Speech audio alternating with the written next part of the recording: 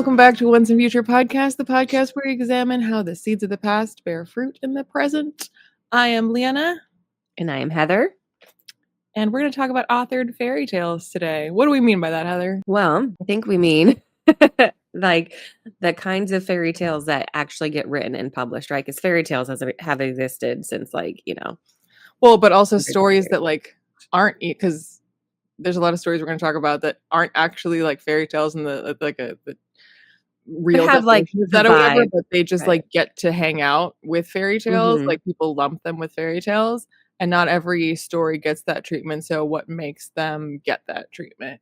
Yeah, maybe Disney. The way that Disney has a big one for the answer to that, but yeah, I think and like the ways that cultural forces shape our understanding of fairy tales and what gets designated as one. And I'm sure there are generic definitions, right, that people ascribe to, but I think in the social cultural imagination. Well, I mean, the fact fairy tales by definition in theory don't have an author, and our topic today is authored fairy tales. So that's an oxymoron, right? Yeah.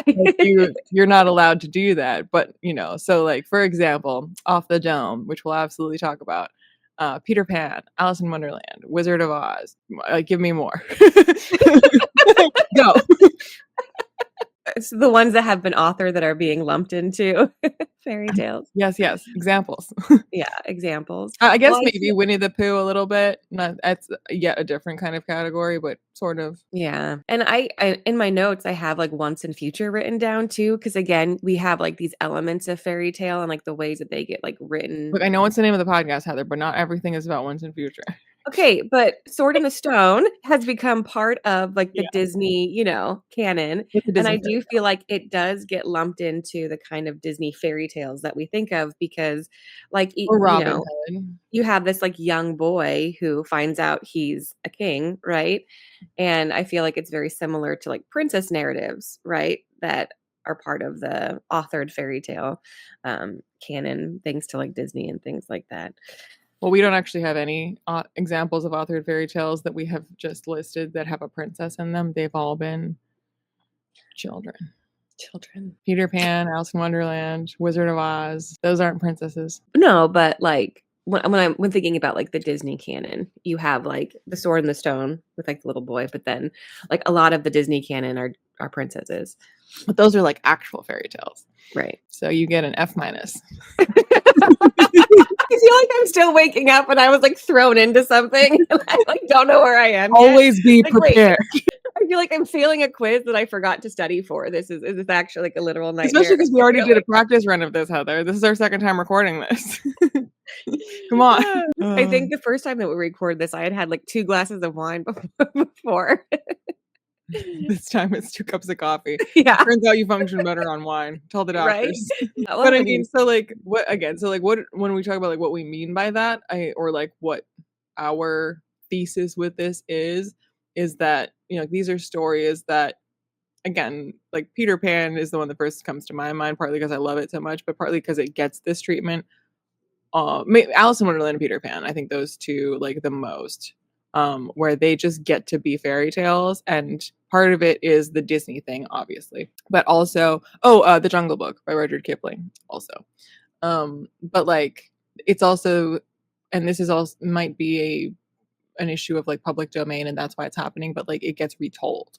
So just the way that we get tons of Beauty and the Beast retellings and Cinderella retellings, we get Peter Pan retellings, we get Alice in Wonderland retellings. So a story that people feel they have a right to retell, I think we think of as a fairy tale.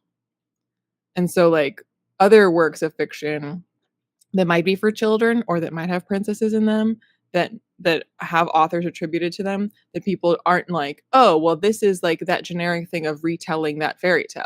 Because when there's a Peter Pan retelling, people are oh, that's a retelling of Peter Pan. And they don't think of it differently from how they would think of a retelling of Beauty and the Beast. But Peter Pan was created by J.M. Barrie. You are saying, hey, J.M. Barrie, I'm writing fan fiction of what you wrote, which isn't really true of something like Cinderella, but we don't think of it any differently. And I do wonder if that has a little bit to do with, like, the way that the publishing industry, like, sort of started to think about intellectual property, whereas, like, Peter Pan and Alice in Wonderland kind of exist before that shift, where if, like, you have things that are, coming after the Okay, but, like, people 1950s, don't do and this you with Lord have of the Rings. right, but that's what I'm saying, that there seems to be, like, a shift within, like, the mid-century, right? Because you have Ian Barry and, JM, I hate you.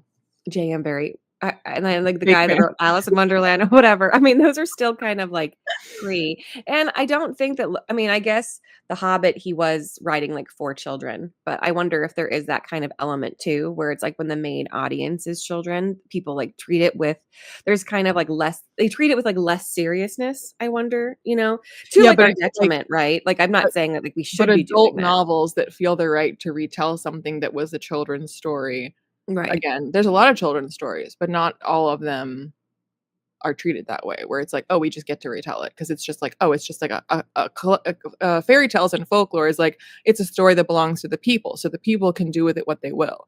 And Mm, when it comes to an authored fairy tale, like Peter Pan, Wizard of Oz, Alice in Wonderland, it's like, well, but it's not though. Like, it's attributable to a specific person. There was a copyright attributed to it. Like, you publish books with a name attached to them, as this is the person that created it. It's not like, oh, here's an amalgamation of what the people were generally saying, and this is how it got jotted down and remembered. It's like, no, no, no, this specific dude came up with this specific story, and we know that.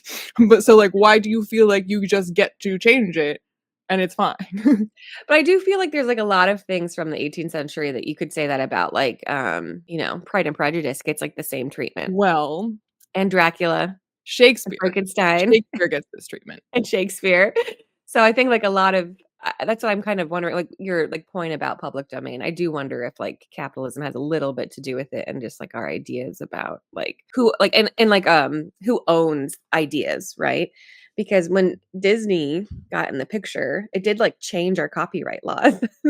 Oh, for So sure.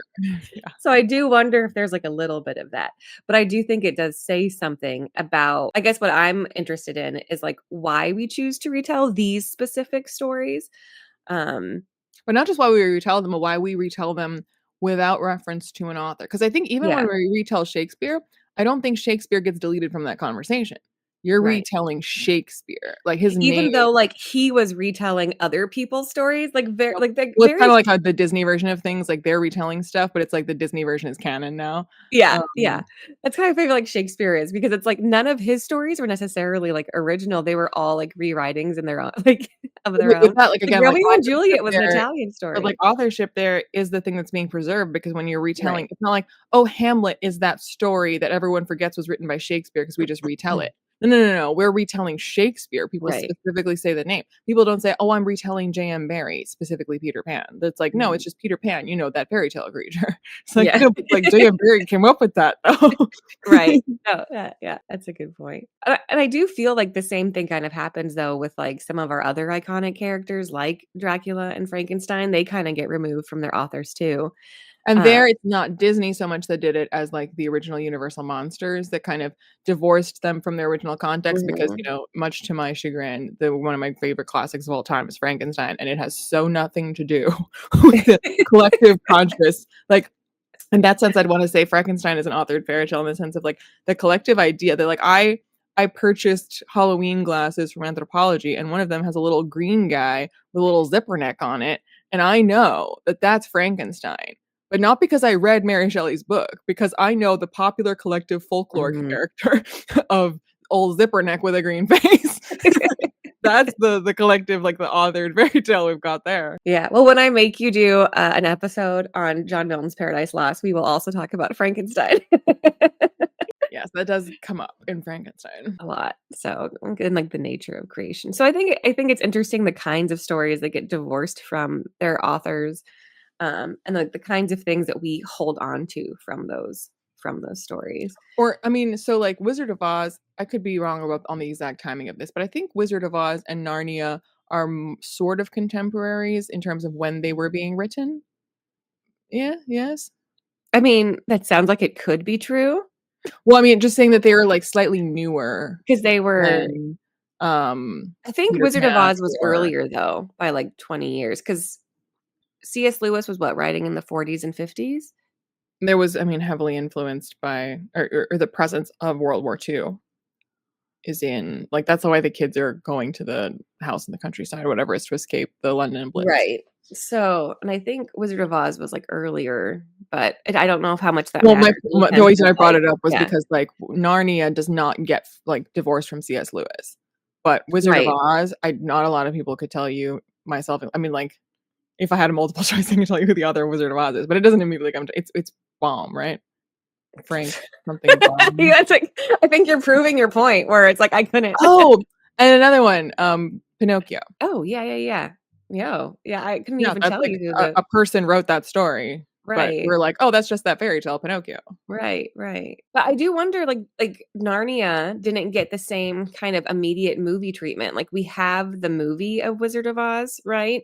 And Yeah. so I think people immediately think of that when they think of,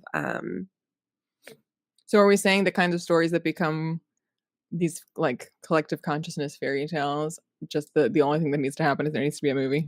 it seems to be that there is, like, a huge interplay with, like with that, right? Because no, I'm thinking about I'm drinking out of my Wicked mug, and it's interesting because like when that movie came out, all of a sudden there was like a resurgence in like reading, the original Wizard of Oz, and then reading the book Wicked, and then like the musical is like sort of following the book, but not really, right? Like the Wicked book is much much darker, and no happy endings there. I mean, the Wicked musical is, like, 10 steps removed from the original Wizard of Oz, because Wizard of Oz then became a movie, and that movie then Yeah, inspired, the guy who wrote the Wicked book, and then the guy who wrote the Wicked book is who inspired the musical, and then right. the musical, and then the musical movie is now referencing back to the original Wizard of Oz movie, which was referencing the book, Yeah, like yeah. And so I think it's like so now it's like getting reauthored in that sense because it's like, and then Disney also got its grubby little hands on it because in the Once Upon a Time show, they included the Wicked Witch of the West as a villain because of oh, course they did. of So, course they did.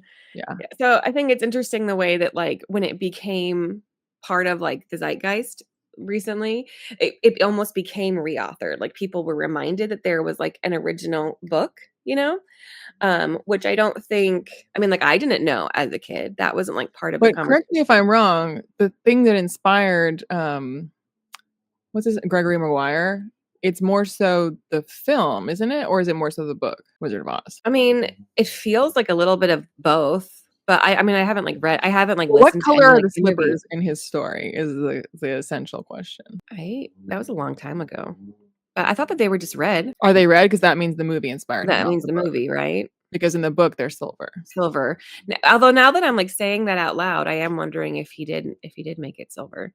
I do wonder, though, I think that it's I feel like there's elements of both the movie and the book in there, because I do think that, like, some of the characteristics of, like, the ancillary characters are, like, you know, part of that, but But we're kind of getting off topic. This is not turning into a Wicked podcast. but you know what I think is No. interesting about that story, though, and insofar as, like, what we're talking about with authored fairy tales, it's like it is one that, like, has stood the test of time, right? Like, The Wizard of Oz is still part of our cultural imagination, and, like, I recently had my kids watch the original Wizard of Oz, like, the movie, like, I guess so yeah, Like the Judy first Garland. movie. There's only one movie of Wizard of Oz that I we know of. know, but after we were talking about all of these other things, I had them watch the Well, and then movie. there's also, if we wanted to do a whole episode about this, like, there's also, The Wiz, which is a whole Oh, other thing. which is a whole other thing, yeah. So, I mean, but they I was really worried that, like, they wouldn't be interested in the movie because, they're so used to, like, flashier movies, right? But they were still so enchanted by The Wizard of Oz. And so I think it says something about these authored fairy tales that, like, even when, like, they're, old and they may seem old to kids, there's something about them that is still so enchanting to children who was, like, their original audience, right? Same with Peter Pan, like, I showed my kids Peter Pan in the last couple months, and again, still, like, really enchanted by that. Whereas, like, other not necessarily other movies, like, don't do that, you know? And so I think that there is, like, with these authored fairy tales, like, why they become part of, like, they become divorced of the author, like, 'cause so we talked about, like, how, Like movies do that, but I think there is something, I don't know, that like that their intended audience, kids, like still find so enchanting about them. And then like kids aren't thinking about who created them, right? They're thinking about just the stories. And then they become part of, how they understand the world. So is it that it's because we become aware of these stories at an age where we're not thinking of authorship? But I think again, that C.S. Lewis, like kids are reading Narnia, they definitely like at the same age that they're not realizing J.M. Barrie wrote Peter Pan, they are realizing C.S. Lewis wrote Narnia. yeah.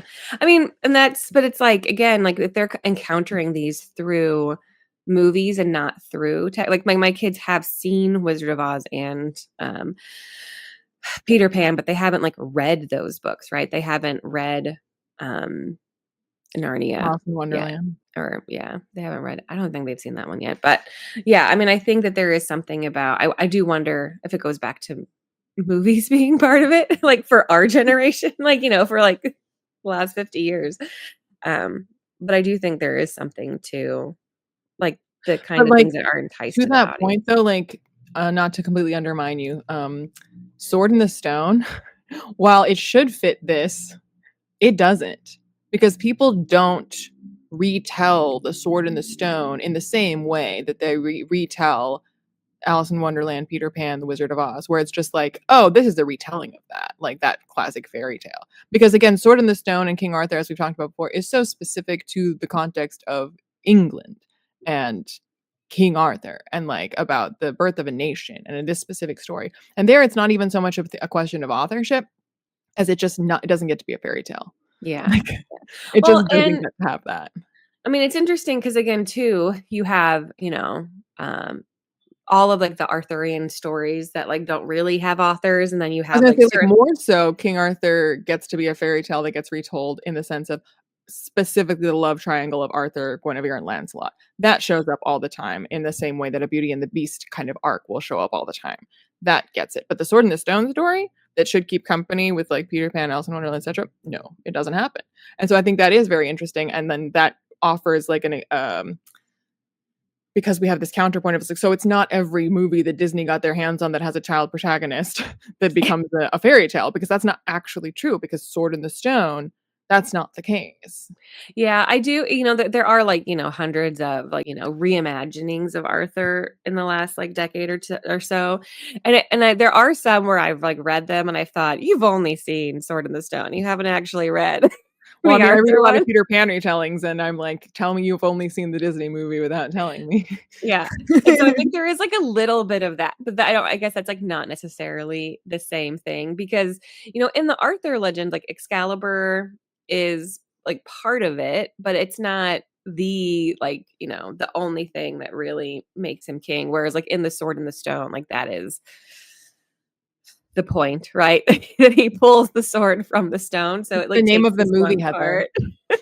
part. And so I do think there is a lot of retellings that do, again, like they will refocus the story around that part of it. And it could just be the Arthurian legends, like if you tried to collate them and tried to like sift through them, it is like a lot of different Now, stories. when But it comes to Hans Christian Andersen, I always forget, was it a Brothers Grimm situation where he wrote them down or he authored them? I think that some of them he authored. Like I That's what wonder, I I think it thought. was a little bit of both, but I don't know. 'Cause, like, in that sense, then that too, everything Hans Christian Andersen wrote is also Yeah. just gets to just be a fairy tale without an author. Mhm. That's true, like The Little Mermaid. And Thumbelina. Right, because he's probably, like, influenced by those kinds of things, but I don't think it's, like, the same exact project that I mean, the Brothers Grimm, like, they, like, announced their project, right, of Right, trying to well, write and their that. project wasn't to author anything, it was to preserve, like, a Right, record of collective story, right. and so And it I was don't think valid that that to was, divorce them Hans from. Christian Andersen's, like, project. And so with Beauty and the Beast, I know it's regarded as a French fairy tale, though again, there are other versions of the similar type story in other cultures.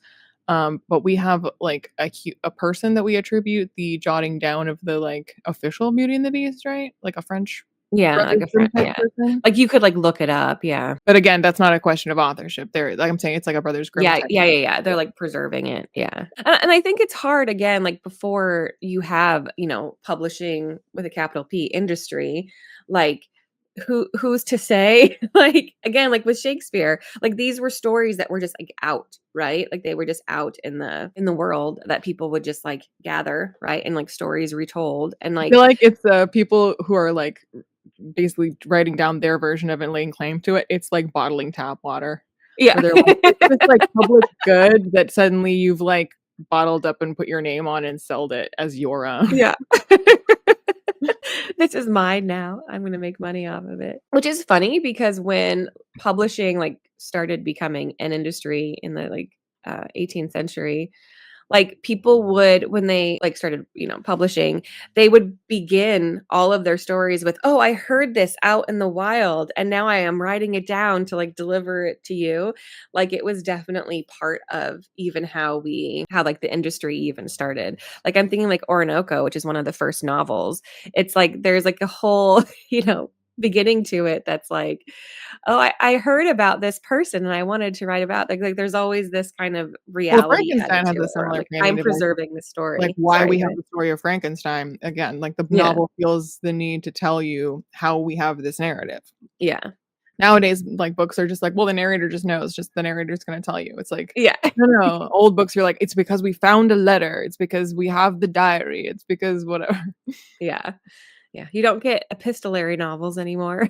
Well, you do, but it's like a big deal about it. It's like, "Ah, what's unique about this book is that it's told in the epistolary style." Right, right. Where those kinds of stories were, again, they were part of, like, how they even, like, thought of themselves as, like, being published authors. It was, like, an excuse to do it.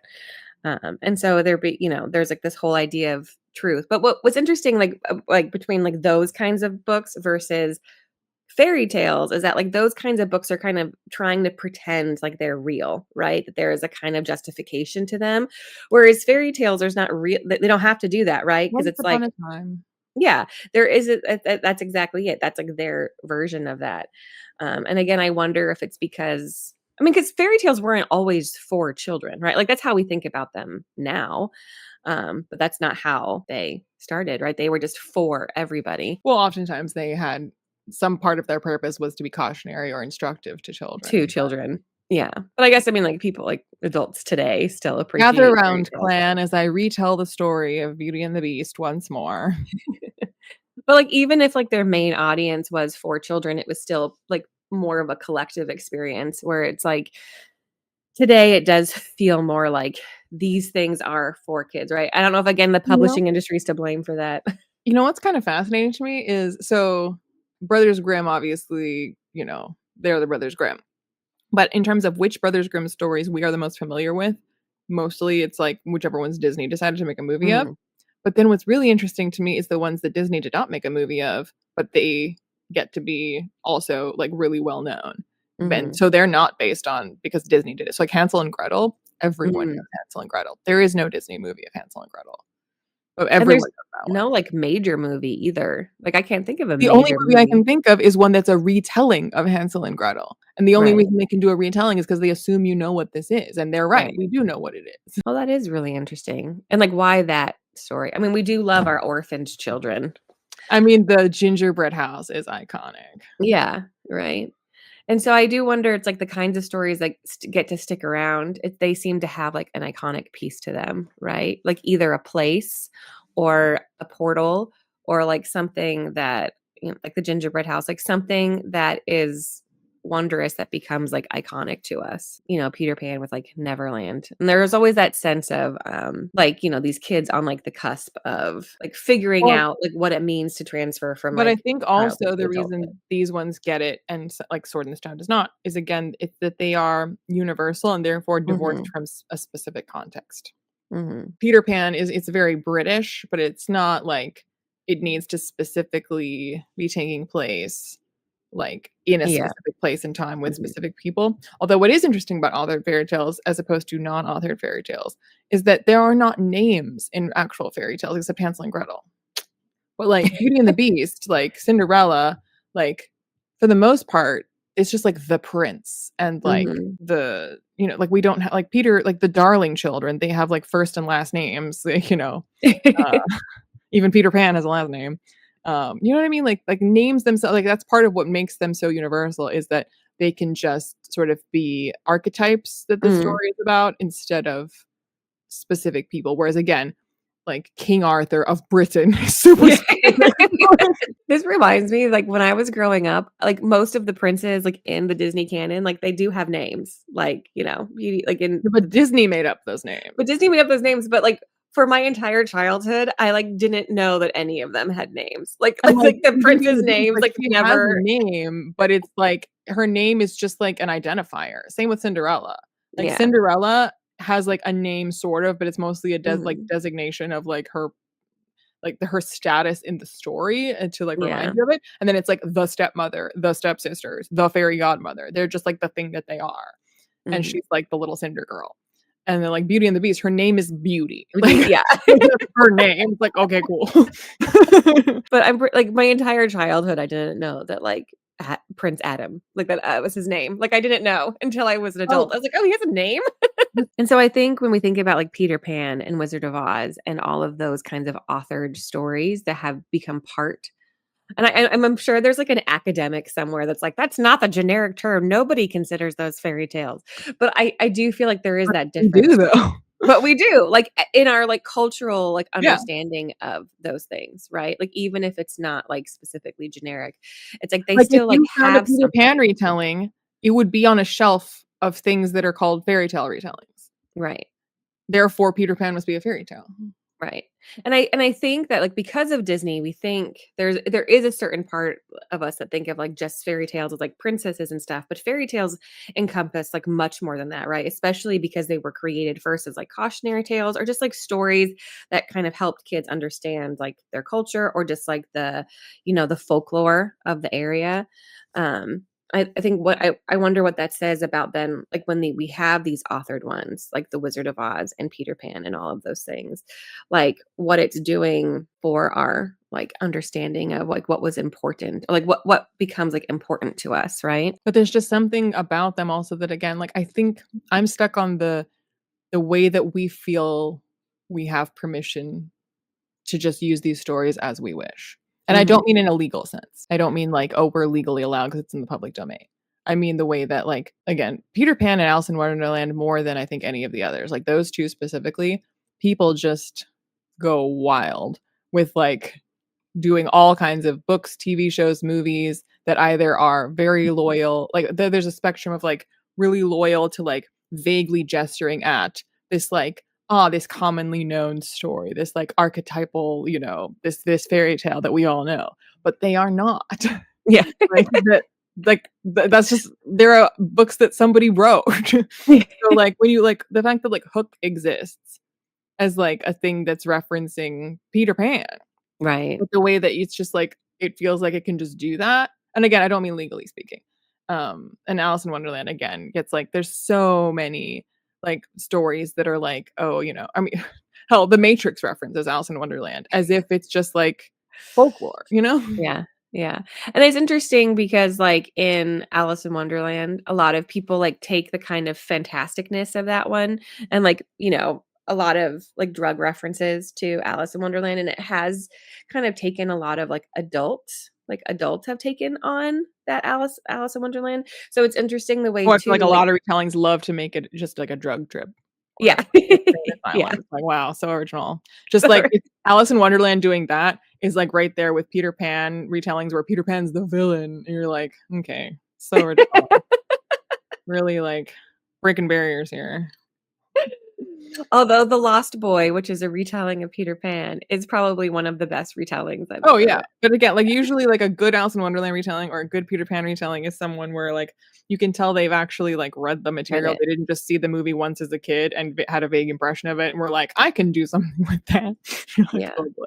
And again, like, you can tell that they've read the, quote unquote, like, original and are engaging with, like, all of the themes of that one, which I guess goes back to the theme of our podcast about, like, what makes a good retelling too. Like, there are definitely, like, so many of these retellings But in that are that bad. sense, so there's, like, 2 distinct kind of classes of, Right. like, referential and retelling type of material. One Yeah. that is like, "Oh, this is a book written by a person and I'm going to engage like in a dialogue with this original text and do a retelling, which is more akin to what people end up doing with something like Shakespeare or like a Jane Austen retelling or something like that, where like the author is definitely part of that conversation still, and we are clearly engaging with an original text.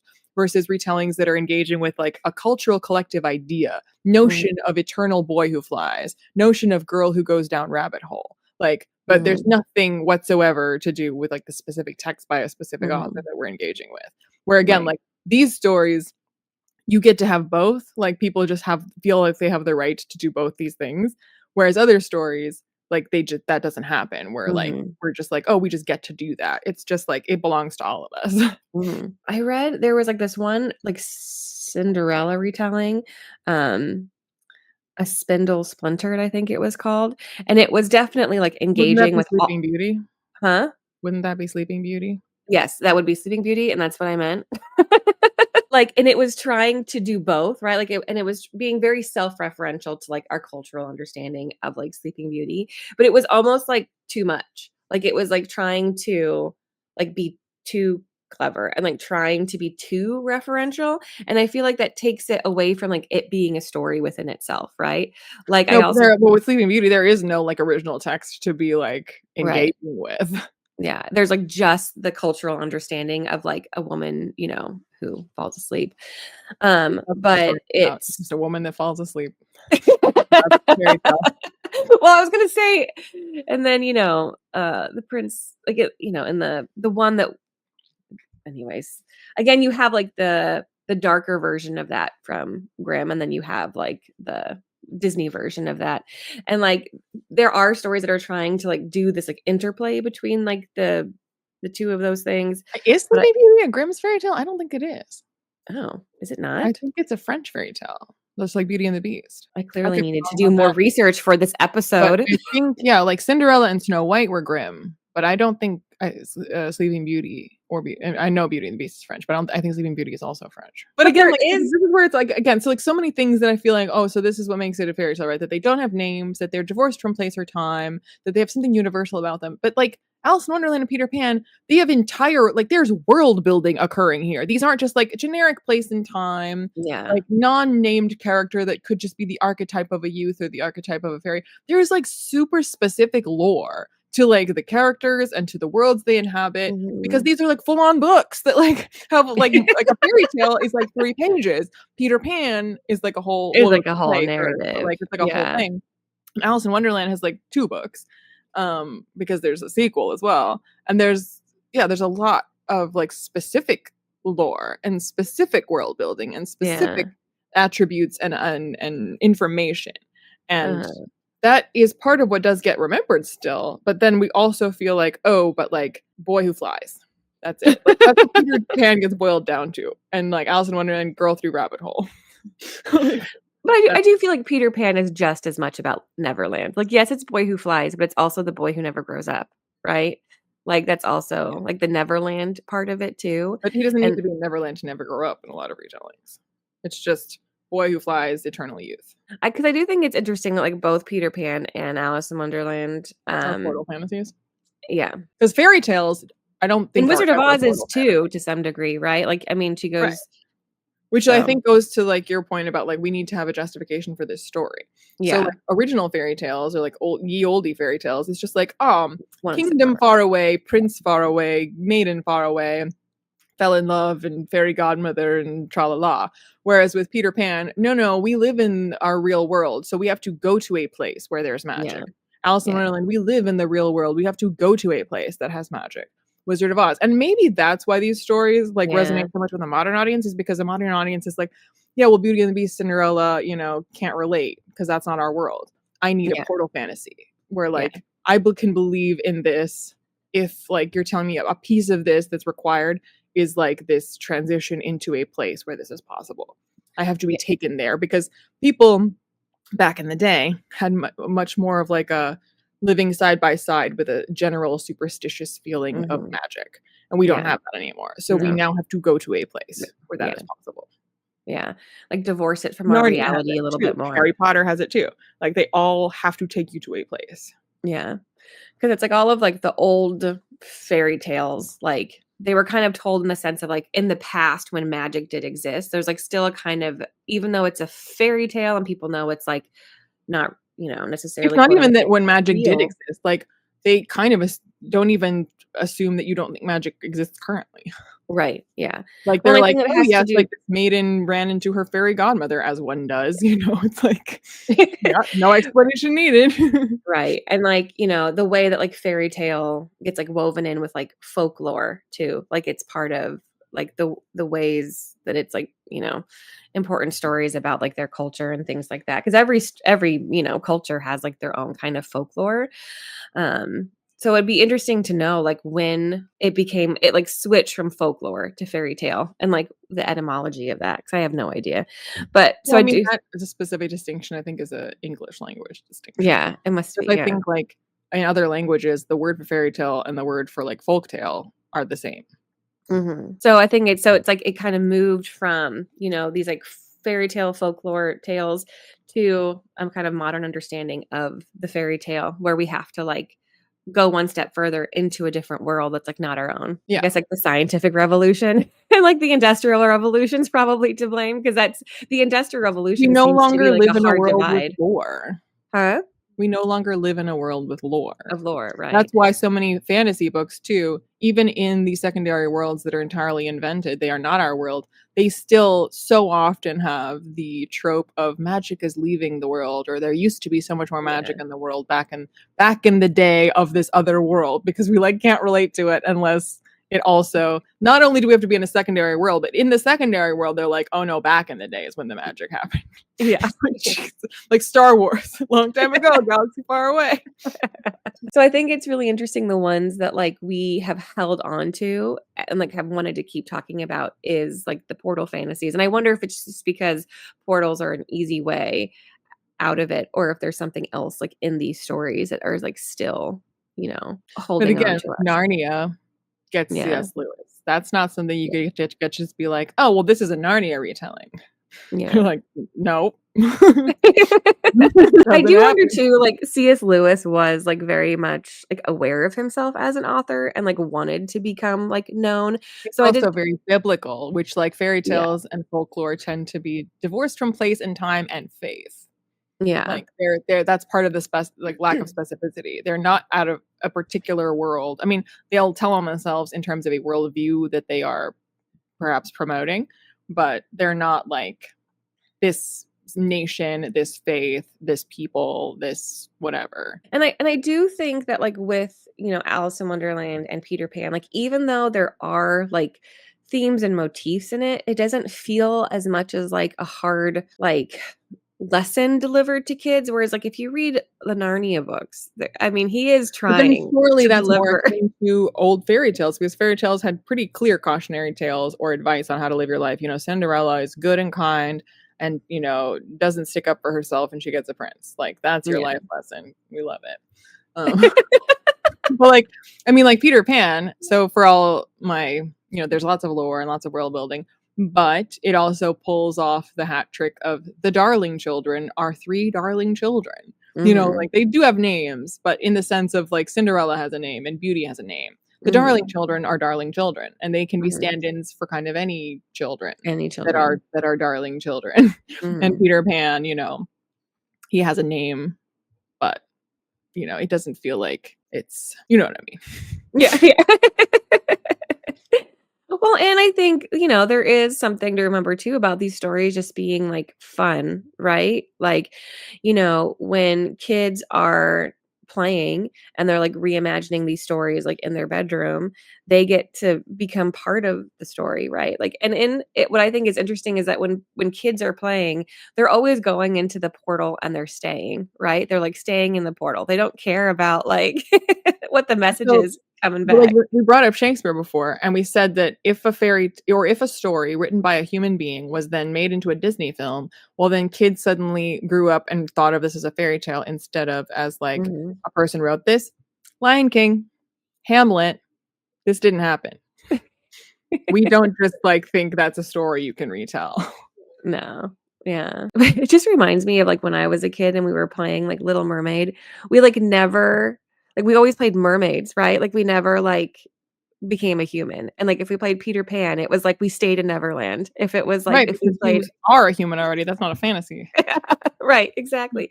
So I think it's really interesting, like, the ways that, what it's also saying about how, like, kids engage with these stories, because like, they are engaged with, like, the wonderment of it, and so when they get, like, retold again and again, it's like the wonderment almost seems to be, like, taken out of them, especially when it's, like, our obsession with, like, dark retellings. Well, as adults, we have to unpack these stories and make them instead about drug trips. Right? It is interesting, like, how like, the kinds of things that we pick from it, right? Because like, nobody really remembers, like, the second Alice in Wonderland. 'Cause Disney needed to make a movie of it. Yeah. There was that, like, one what was that one movie? Return to Oz? That was, like I think that, like, fucked everybody up in the head when it came out in the '90s. But that's Wizard of Oz, not Alice in Wonderland. Oh, wait, what's the second Alice in Wonderland one? Wasn't there one where Through it the was Looking like Glass? Huh? Through the Looking Glass? Yeah. Wasn't that the one with, like, the woman who took off her head, or what am I thinking about? Is that Return to Oz? Who she would, like, have different heads, and she would take them off and, like, put them do you know what movie I'm talking about? No. It's not in my collective unconscious.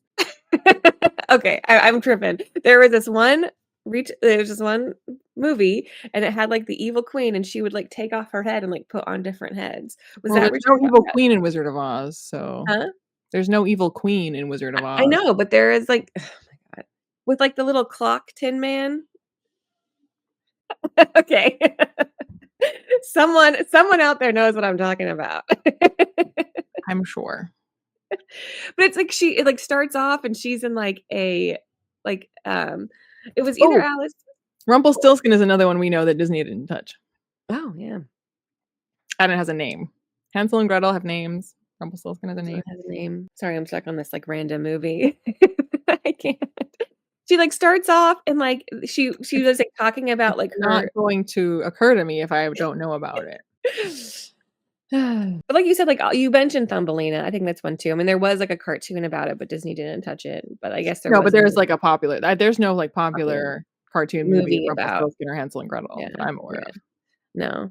Like, and I think it might have just been, like, shorts, like, short cartoons, but not necessarily, like, huge movies or anything like that. Nothing super, super popular that everyone is like, "Ah, yes, Yeah. it's core memory." I'm trying to think of, like, other ones, but it's just reminding me of, like, my grandma had this, like, book of, German fairy tales that was not grim. It was just, like, these, like, It was one page happy. Huh? It was happy. With Happy? You said it wasn't grim. Oh. But, like, they're all, like, still, like, really dark, and it has, like, Old Mother Hubbard in it too, which is, like, one of those things that we know of, but, like, all of those, like, random, like, that get, like, put in fairy tales, but are just, like, these, like, one-page stories in, like, German texts, like Old Mother Hubbard and things like that. There was, like, one story in this, like, collection of German fairy tales that she used to read to me, where it was about a little boy who would suck his thumb, so his parents cut off his thumbs, so he sucked his finger, and then they would cut off his fingers, and, like, it goes until, like, the very end, until, like, all 10 of his fingers are, like, cut off, and, like, the last picture is just, like, a boy with, like, bloody stubs for hands, and my grandma used to read that to me in hopes of getting me to stop sucking my thumb when I Did it was a work? child. No, I think my mom, like, dipped my fingers in, nail polish remover in the end. She didn't cut them off, but so I guess, you know. I was worried about how that story would end.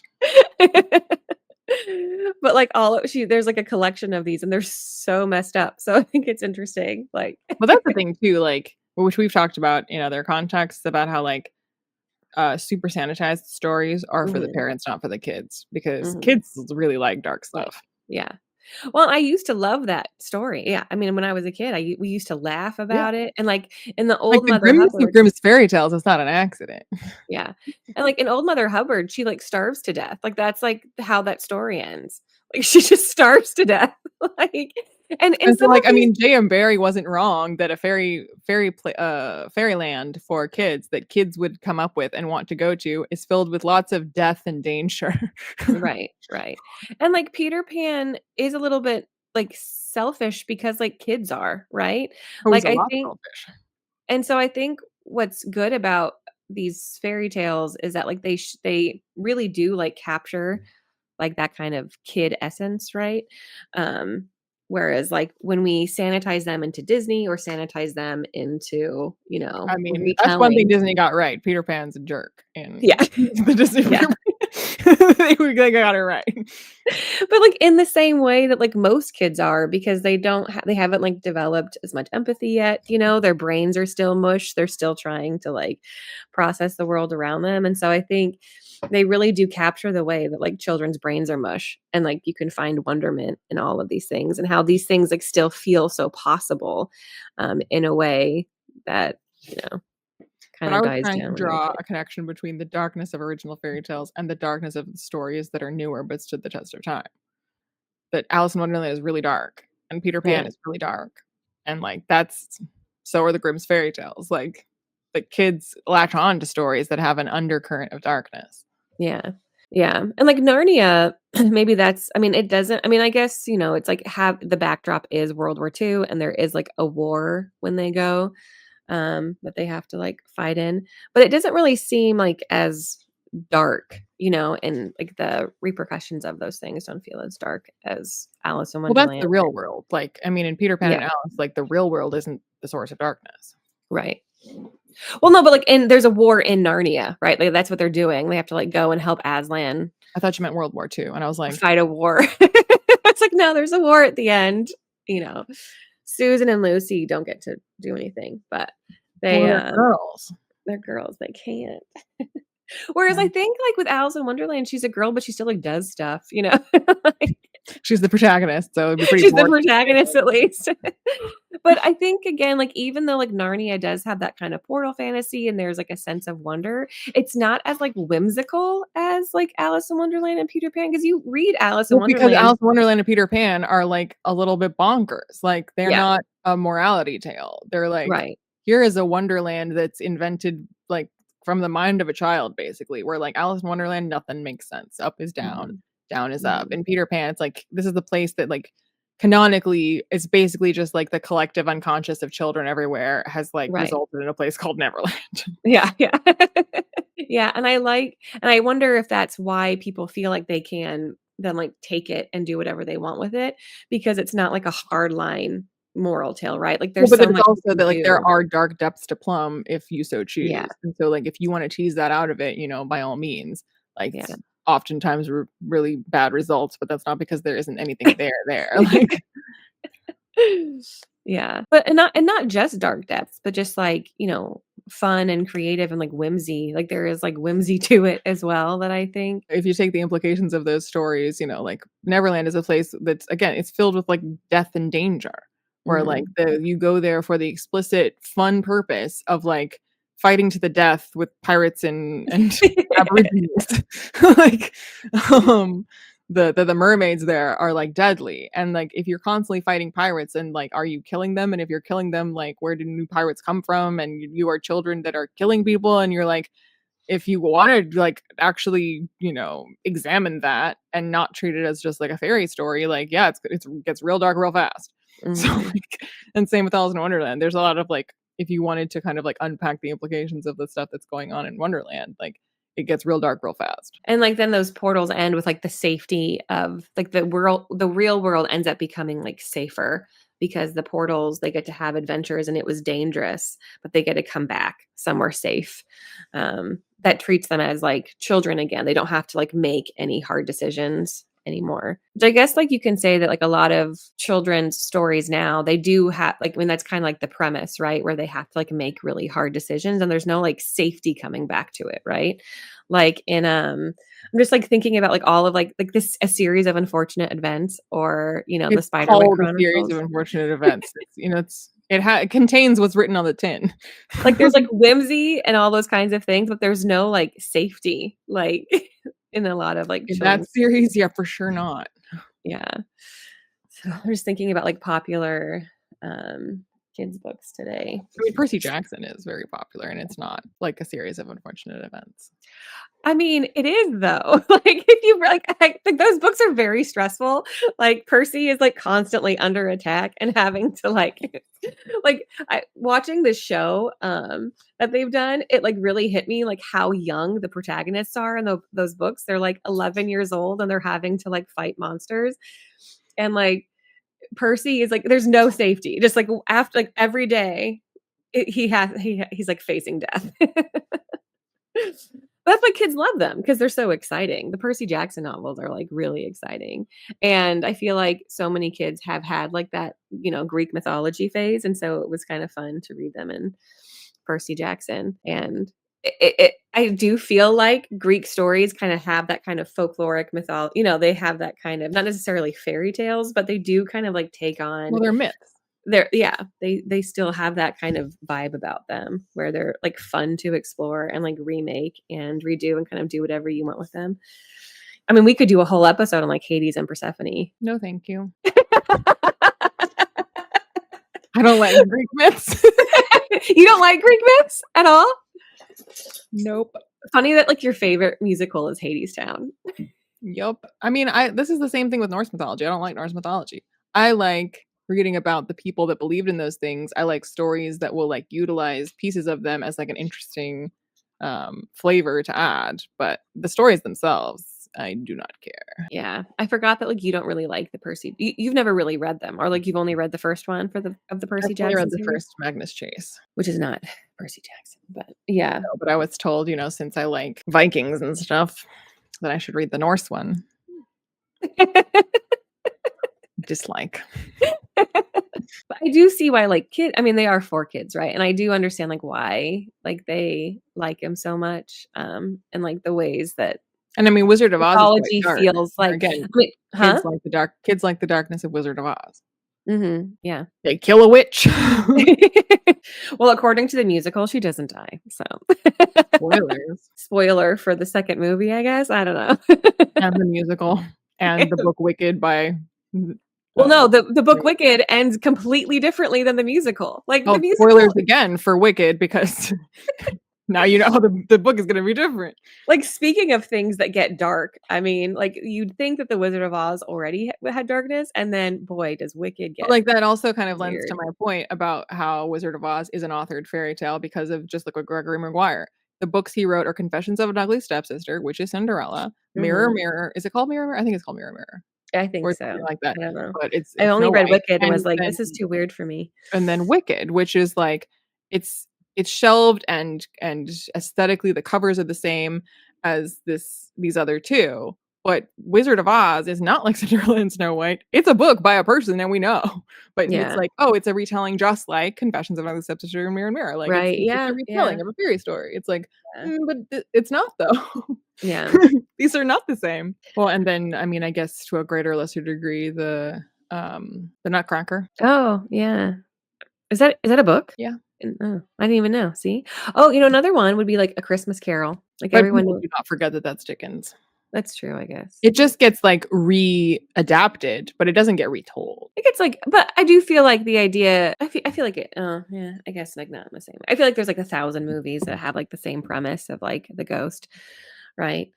Name one. There was like one last year with like Ryan Reynolds and Will Ferrell. So that's one. And then, I do feel like It's a Wonderful Life is like a little bit also like that. It's like I mean, it's like taking this idea of like, somebody like showing you how things like could have been like that. You can't convince me that like that book or that movie isn't like somewhat inspired by like this idea of like a ghost coming and like show. I mean, I know it's an angel, but you can make this case. I'm not going to go along with you for this, but I realize, huh? Let's Google it. It's a Wonderful Life. Inspiration. It's based on a short story called The Greatest Gift. Oh, you're right. It is based on Christmas Carol. Okay, I was going to say we should take this part out, but now I want you to leave that in because I want it on record. Enjoy your moment. Enjoy your moment. I am. I'm like, This has given me new life today because I have felt kind of tired this whole time. That has, like, given me new life. All I needed was a little pie in my face, and Heather is soaring. I always have pie on my face, so it's just nice to have, the turns tabled. Just wipes them off and throw it at me. Yeah. Take that. But I do feel like it is a stretch to say that that's a fairy tale, but I do think it has, like, those kinds of elements if we were thinking about, like, children's fairy tales, whereas I do feel like A Christmas Carol is more of, like, an adult one, right? Because it's about an Well, and adult. again, one that is never divorced from the name of their author, Mhm. which is the case with Wizard of Oz, Alice in Wonderland, and Peter Pan, Mhm. where they're just like, "Oh, that's that fairy tale character." Seeing how, like, if you asked me what, like, the authors were, I'd be like, "Oh, I think it's this, but I don't know." We've gotten the authors wrong on all 3 of them at I some know. point, like, podcast, which, like, to our point. Yeah. To our point. But I wonder if there's, like, I'm struggling to think if there's, like, any other ones that have, like, entered the cultural imagination as much. But I do wonder if it's because it's like, did Barry, like, write anything else besides Peter Pan? Like, Carol didn't write Well, I that mean, much J.M. Barrie was a playwright, he wrote a lot of plays, but, like, plays. Peter Pan is, I think, the only one that was for children, and then there was Mhm. Peter and Wendy, but, like, that's still Peter Pan. Right, right.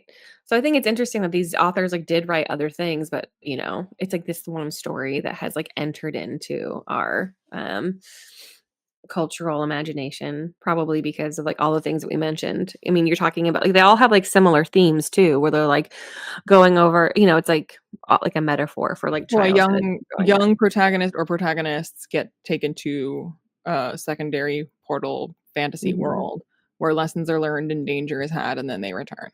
mhm. So, in conclusion. In conclusion, don't forget the authors of these stories, they aren't actually fairy tales.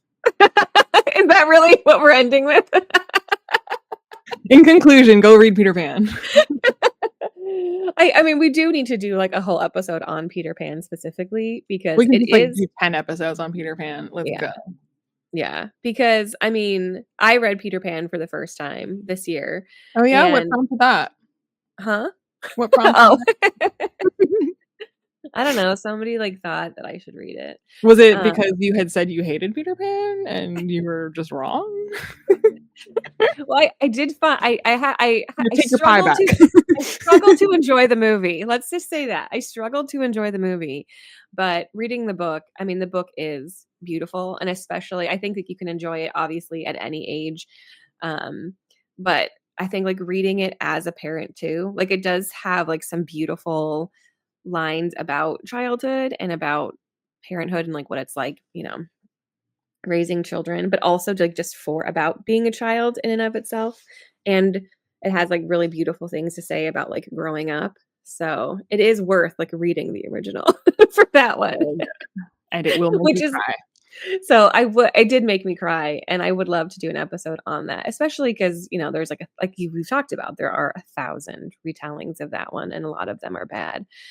I I'd have love to, like, go look it up, but I for sure either Alice in Wonderland or Peter Pan of the 3 we've talked about, for sure one of the 2 has the most, but maybe it's just because I'm more attuned to it, but I wanna say Peter Pan has even more than Alice in Wonderland.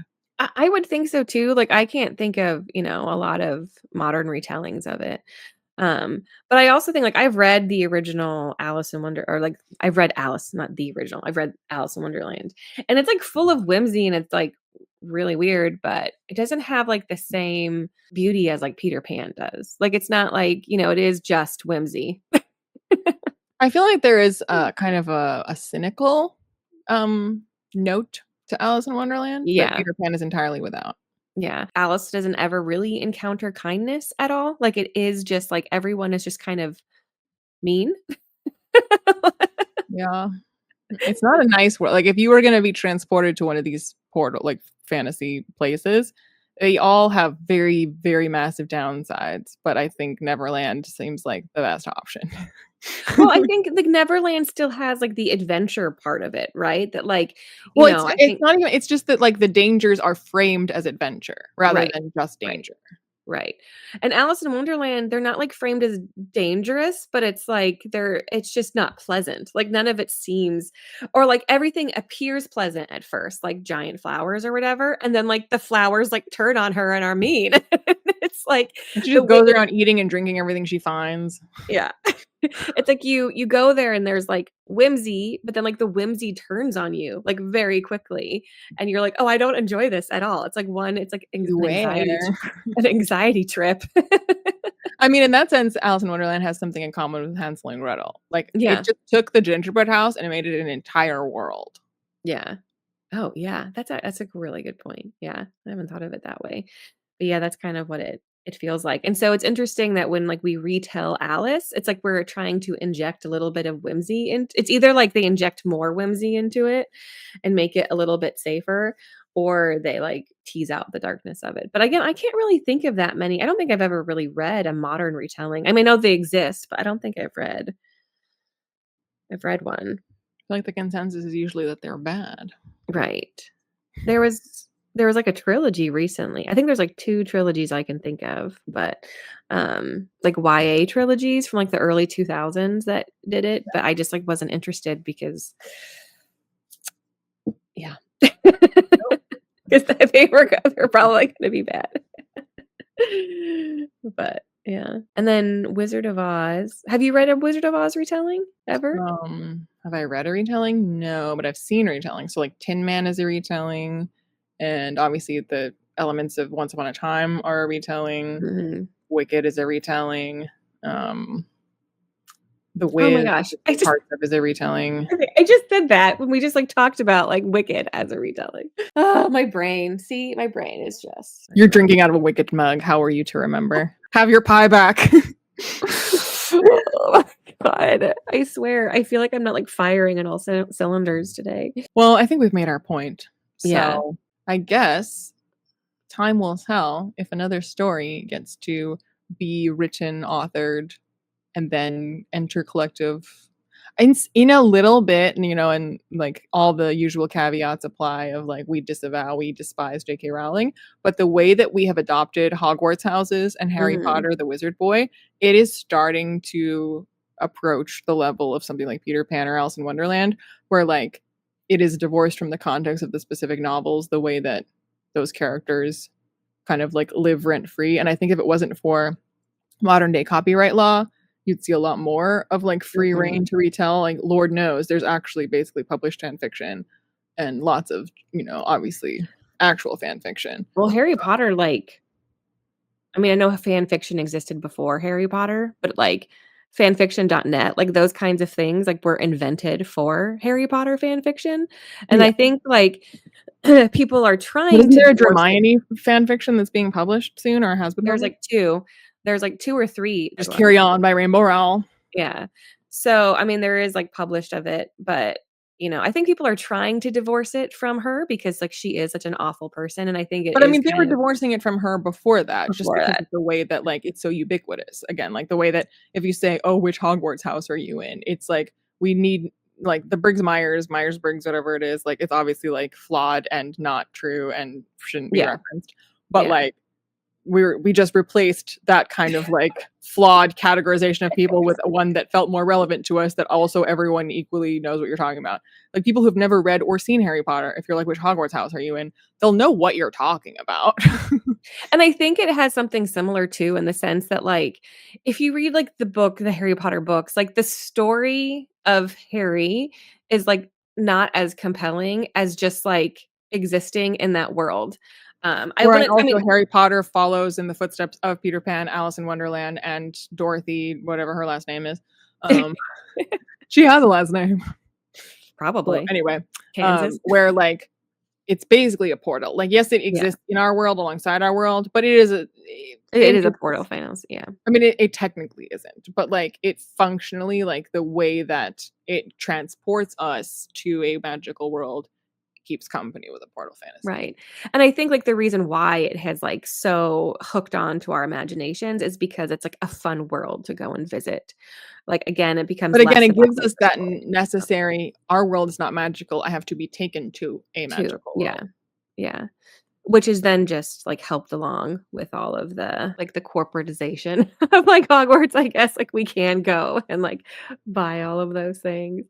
But yeah, I do think, like you said, if and, like, because J.K. Rowling, not just publishing laws, but she also just, like, goes after anybody too that, like I'm, like, surprised that all of these Hermione fan fictions, like, can get published because usually she's goes after people, but She's busy going after other people right now. she's busy, ruining the trans people's lives in Go England. back to attacking fan fiction writers. I know, right? Or, like, maybe she can just, get off the planet so that we can just, like, take it back. She doesn't get it anymore. Anyway, so wishing death on authors is, I guess, where we're gonna end. I didn't say that. I said just leave the planet. I purposely didn't say. Is there a way to do that is non-lethal? Maybe Jeff Bezos can, like, send her out in one of his rocket ships. I'm not aware of a permanent solution that resembles that, aside from But in any event, yeah, go read Peter Pan. Yes. If we forgot any stories that are like, obviously this is one of those, then, oops. And, yeah. Until next time. Until next time.